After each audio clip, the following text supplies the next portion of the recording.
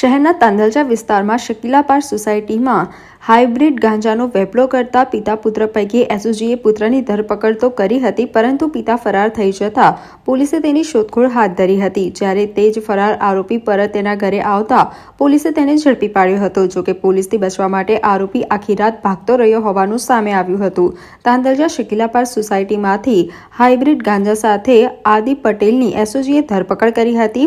આદિપને શોધવા પોલીસે આખી રાત મહેનત કરી દરમિયાન એસઓજીને બાતમી મળી હતી કે હાઇબ્રિડ ગાંજાના કેસમાં ફરાર આરોપી અબ્દુલ પટેલ શકીલા પાર્ક સોસાયટીમાં તેના ઘરે આવેલ છે। જે બાતમીના આધારે પોલીસે ફરીથી રેડ કરતા વોન્ટેડ આરોપી અબ્દુલ પટેલ મળી આવતા તેને ધરપકડ કરવામાં આવી હતી। આરોપી વિરુદ્ધ જેપી રોડ પોલીસ મથકે પ્રોહિબિશન અને એનડીપીએસ એક્ટ તથા ગોત્રી પોલીસ મથકે પણ એનડીપીએસ એક્ટ હેઠળ ગુનો નોંધાયો છે।